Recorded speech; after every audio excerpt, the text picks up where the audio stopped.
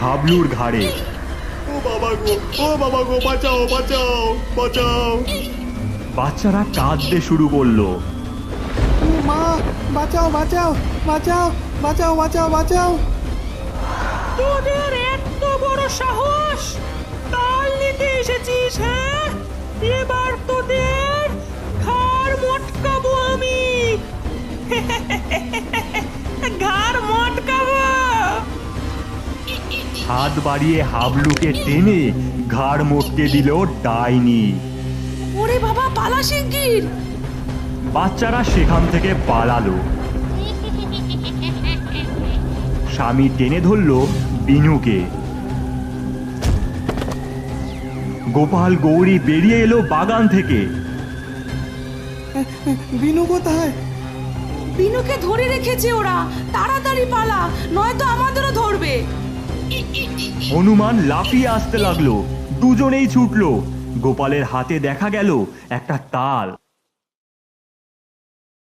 ঘুমোচ্ছে গোপাল আর গৌরী। জানালায় এলো এক বুড়ি। কুকুর গরু সব একে একে ডাকতে শুরু করলো। ও খোকা, খোকা। গোপালের ঘুম ভেঙে গেল। এ তুমি? তাল নেবে খোকা?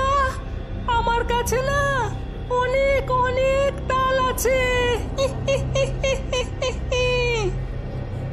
কোথায় তাল?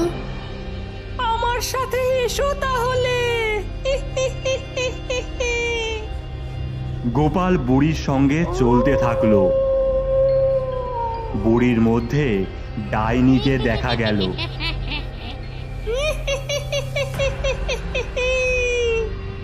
গৌরীরও ঘুম সেই সময় ভেঙে গেল। গোপাল, গোপাল আবার কোথায় গেল? এরপর গোপালকে না দেখতে পাওয়ায় গৌরী পিছু নিল। গোপাল এত রাতে কার সাথে যাচ্ছে দেখি তো।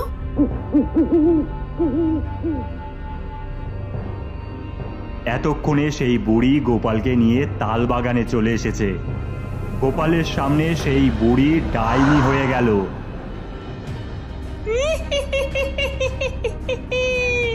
আমার বাগান থেকে তাল চুরি করেছিলি? হ্যাঁ, এবার মটকাবো তোর ঘাড়।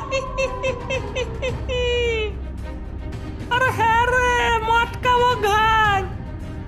হনুমান ছুড়ল তাল। গোপালের মাথায় গিয়ে লাগলো। আহ, কি জোরে লাগলো। ওকে ছেড়ে দাও বলছি। আমরা তোমাদের তালের বড়া, তালের পিঠে